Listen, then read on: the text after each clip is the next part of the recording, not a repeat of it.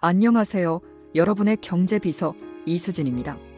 매달 생활비 걱정에 씨름하고 계신 분들 많으시죠? 특히 요즘처럼 고물가 시대에는 정부 지원금이 정말 가뭄의 단비 같은 역할을 하는데요. 그런데 7월부터 정부 지원금에 변화가 생긴다는 소식 혹시 들으셨나요? 기존에 받던 지원금이 갑자기 사라지거나 새로운 지원금이 생겨나고 또 조건이 변경되는 등 여러 가지 혼란스러운 소식들이 들려옵니다. 과연 어떤 지원금이 없어지고 또 새로 생기는 건 무엇인지, 그리고 어떻게 하면 나에게 꼭 필요한 지원금을 놓치지 않고 받을 수 있는지 오늘 이 영상에서 낱낱이 파헤쳐 드리겠습니다. 오늘 이 자리에 여러분의 든든한 경제 길잡이 김문석 경제전문가님을 모셨습니다. 전문가님, 안녕하세요. 네, 안녕하세요. 김문석입니다. 시청자 여러분, 오늘 여러분의 통장을 든든하게 채워줄 7월 정부 지원금 소식을 제가 속 시원하게 알려드리겠습니다. 전문가님, 많은 분들이 가장 궁금해하실 것 같아요. 7월에 가장 크게 달라지는 지원금은 무엇인가요? 네, 가장 큰 변화는 바로 청년도약계좌입니다. 2024년 6월부로 가입이 중단되었고 2025년 7월부터는 새로운 형태의 자산 형성 지원 사업으로 전환될 예정입니다. 많은 청년들이 목돈 마련의 꿈을 꾸며 가입했던 제도라 아쉬워하는 분들이 많으실 텐데요. 하지만 너무 실망하지 마세요. 정부는 이 제도를 단순 폐지하는 것이 아니라 더 많은 청년들에게 더 실질적인 도움을 줄 수 있는 방향으로 개선하고 있기 때문입니다. 청년도약계좌가 중단된다는 말씀이시죠? 많은 청년들이 기대를 모았던 상품인데 아쉽네요. 그럼 구체적으로 어떻게 변경되는 건가요? 네, 청년도약계좌는 서민금융진흥원에서 운영하던 사업인데요. 정부의 재정 건전성 강화 기조와 기존 청년층 지원, 사업가의 중복성 문제 등을 고려하여 2025년 7월부터는 자산 형성 지원 사업이라는 이름으로 재편됩니다. 아직 구체적인 내용은 발표되지 않았지만 기존 청년도약계좌보다 가입 대상 연령을 확대하고 지원금 형태를 다양화하는 방향으로 논의 중인 것으로 알려져 있습니다. 예를 들어 특정 자산 형성 목표를 설정하고 달성하면 정부 지원금을 지급하는 방식이나 주택 구입 및 전세자금 대출 연계 지원 등 다양한 방식으로 확대될 가능성이 있습니다. 생각해보면 청년도약계좌는 가입기간이 길고 5년, 중도 해지 시 혜택이 줄어드는 점 때문에 젊은 세대에게는 다소 부담이 될 수 있다는 의견도 많았어요. 아마 이러한 점들을 보완하고 청년들의 다양한 삶의 단계에 맞춰 지원 방식을 유연하게 가져가려는 의도가 아닐까 싶습니다. 지금 청년들은 취업, 결혼, 주거 마련 등 여러 가지 큰 이슈들을 동시에 겪고 있기 때문에 단순한 저축 지원을 넘어 실질적인 주거 안정이나 자산 증식에 기여할 수 있는 방향으로 지원이 이루어질 가능성이 높습니다. 예를 들어 주택드림 청년통장처럼 주택 마련에 초점을 맞춘 금융상품과 연계되거나 특정 목적, 자금 마련 시 더 큰 인센티브를 제공하는 방식으로 진화할 수도 있습니다. 그럼 기존의 청년도약계좌에 가입했던 청년들은 어떻게 되는 건가요? 혹시 불이익은 없을까요? 기존 가입자분들은 걱정하지 않으셔도 됩니다. 약정된 기간 동안 정부 기여금과 비과세 혜택은 그대로 유지됩니다. 이미 가입해서 열심히 저축하고 계신 분들은 예정대로 혜택을 받으실 수 있습니다. 다만 신규 가입은 2024년 6월에 종료되었기 때문에 7월부터는 신규 가입이 불가능합니다. 따라서 청년도약계좌를 염두에 두셨던 분들은 새로운 자산 형성 지원 사업에 주목하셔야 합니다. 새로운 제도의 구체적인 내용은 하반기에 발표될 가능성이 높으니 관련 소식에 귀를 기울여 주세요. 그렇군요. 그럼 청년들을 위한 다른 지원금은 없을까요? 청년도약계좌가 사라져서 아쉬워하는 청년들이 많을 텐데요. 네, 물론입니다. 7월에도 청년들을 위한 다양한 지원금은 계속됩니다. 우선 청년 내일저 축계좌가 있습니다. 이 지원금은 기존 중위소득 50% 이하의 청년들이 자산을 형성할 수 있도록 돕는 제도인데요. 매달 10만원씩 3년 동안 꾸준히 저축하며 정부가 매월 10만원을 추가로 지원해서 3년 만기 시 최대 1,440만원의 목돈을 마련할 수 있도록 돕습니다. 예를 들어 저소득층 청년이 사회에 첫 발을 내디디면서 자산 형성에 어려움을 겪을 때 정부가 적극적으로 나서서 종잣돈을 마련할 수 있도록 돕는 아주 중요한 사다리 역할을 하는 제도라고 할 수 있습니다. 2025년에도 동일하게 유지되며 신청은 복지로 홈페이지나 거주지 행정복지센터에서 가능합니다. 신청 조건이 소득과 재산 기준이 있기 때문에 본인이 해당하는지 꼼꼼히 확인해 보시는 것이 중요합니다. 청년 내일저축계좌, 정말 좋은 제도네요. 목돈 마련에 큰 도움이 될 것 같습니다. 또 다른 지원금은 어떤 것이 있을까요? 요즘 전월세가 너무 올라서 청년들의 주거 부담이 엄청나다고 하던데 주거 관련 지원금도 있을까요? 네, 맞습니다. 청년들의 가장 큰 고민 중 하나가 바로 주거 문제죠. 청년 전월세 보증금 대출 지원도 계속됩니다. 만 34세 이하 무주택 청년들에게 전월세 보증금을 저금리로 대출해주는 제도인데요. 버팀목 전세자금 대출의 일종으로 최대 2억 원까지 지원받을 수 있습니다. 금리도 시중은행보다 훨씬 낮은 연 1%대에서 2%대 초반 수준으로 청년들의 주거비 부담을 크게 덜어줄 수 있습니다. 이 제도는 단순히 돈을 빌려주는 것을 넘어 청년들이 안정적인 주거 환경에서 학업이나 직장 생활에 집중할 수 있도록 돕는다는 점에서 매우 중요합니다. 여기서 한 가지 더 주목할 만한 변화가 있습니다. 바로 주거급여 수급 청년에게는 월세 지원이 확대될 예정이라는 점입니다.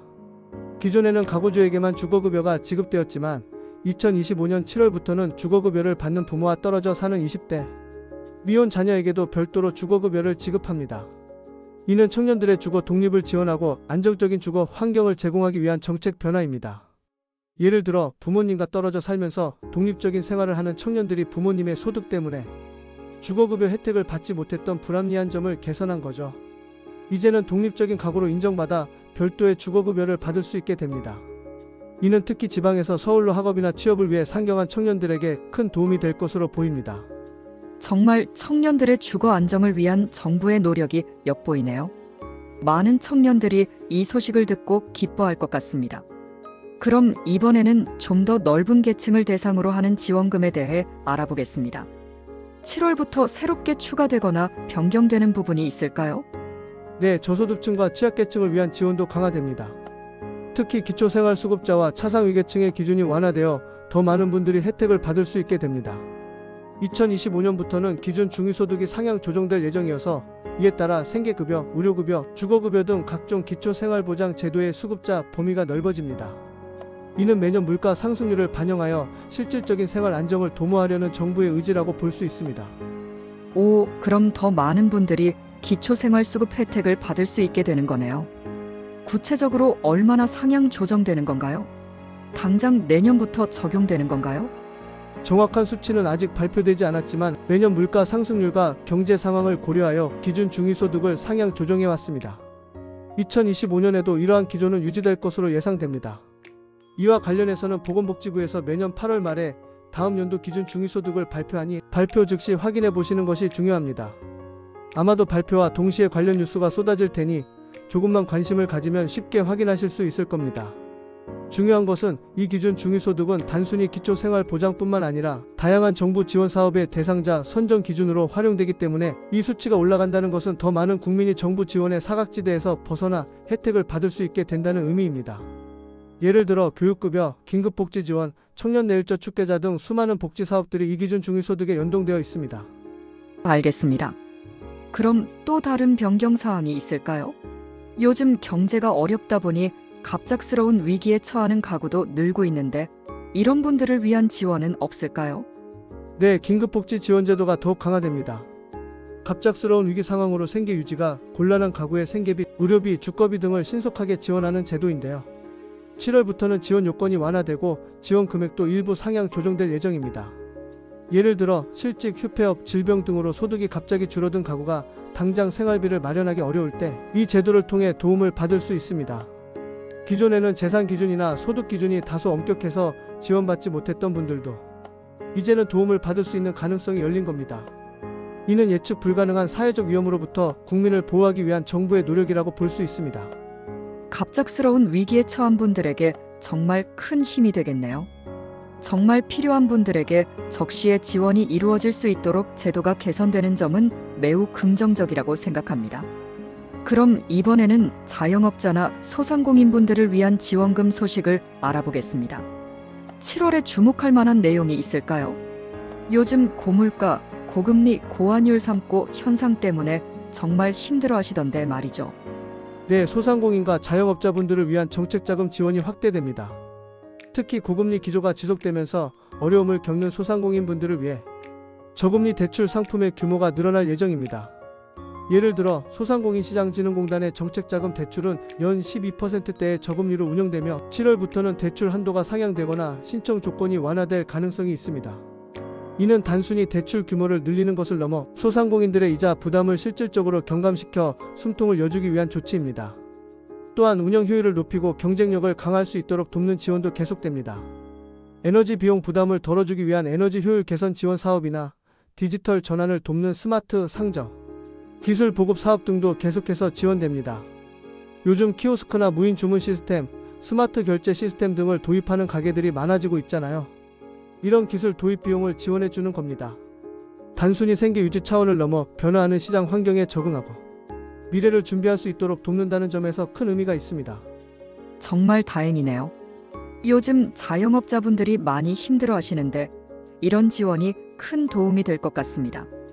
혹시 새로운 지원책이 추가되는 부분은 없을까요?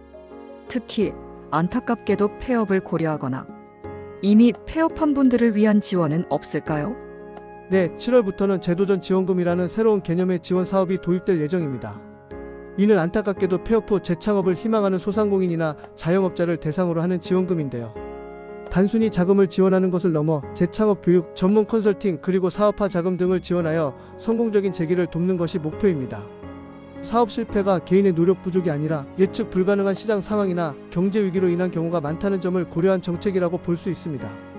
실패를 딛고 다시 일어설 수 있는 기회를 제공함으로써 사회 전체의 역동성을 높이는 데 기여할 겁니다. 자세한 내용은 중소벤처기업부에서 곧 발표할 예정입니다.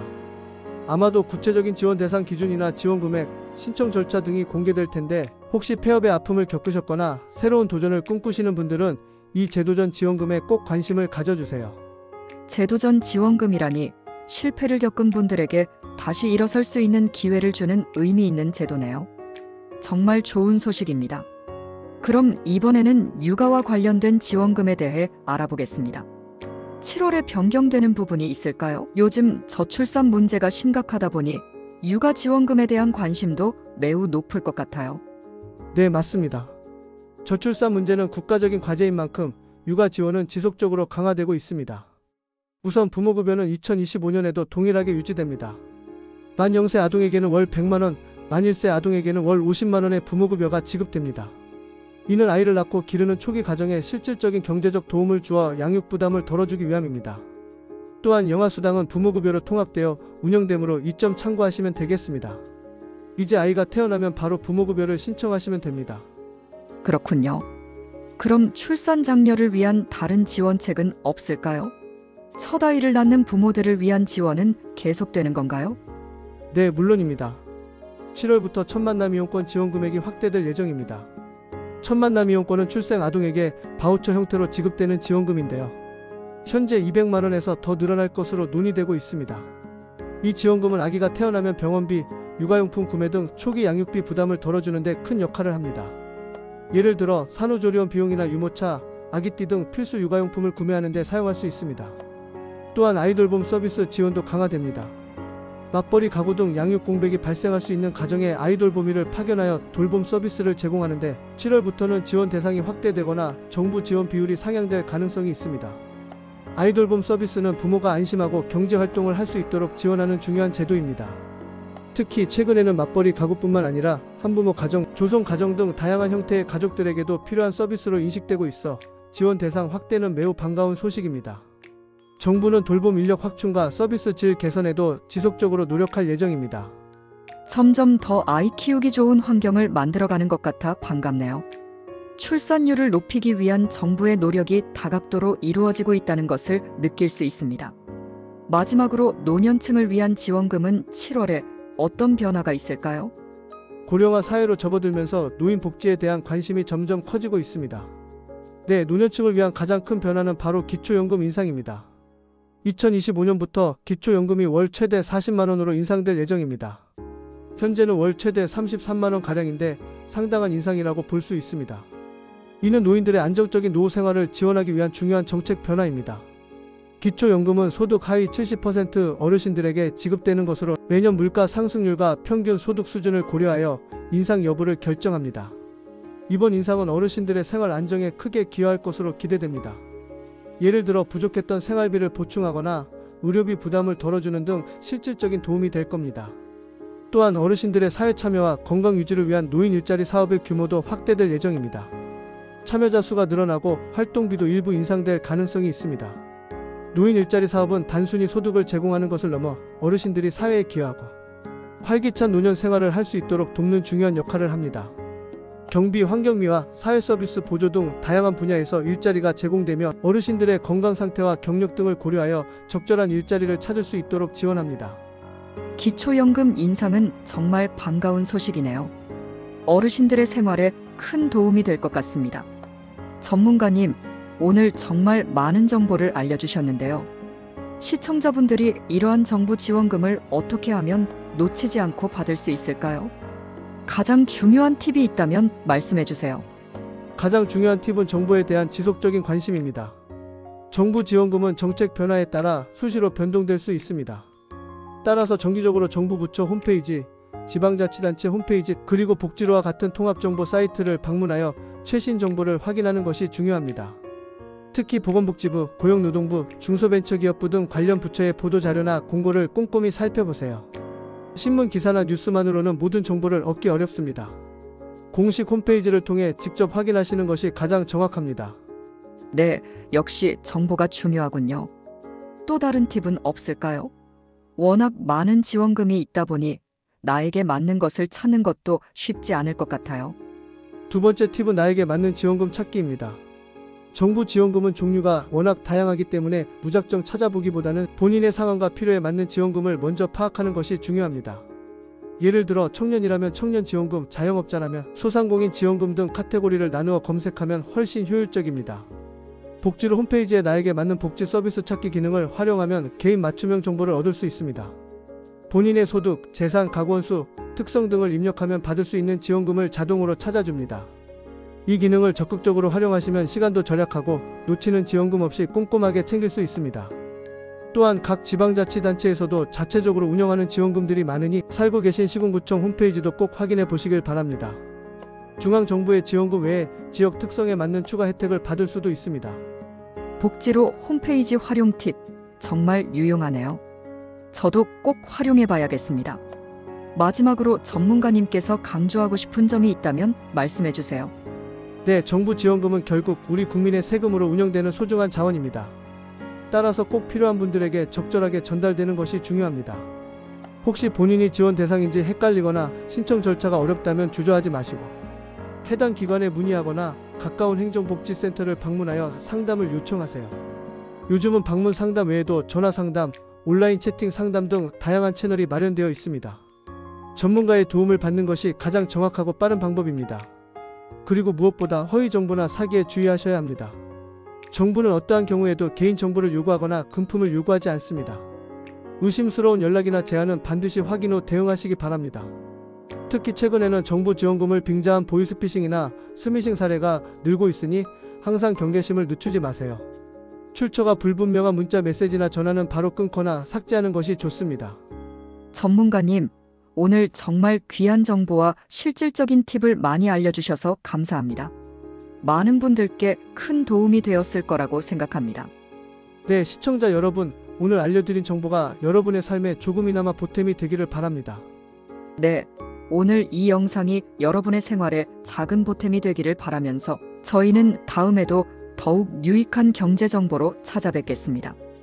구독과 좋아요, 알림 설정은 저희 채널에 큰 힘이 됩니다. 다음 영상에서 또 만나요.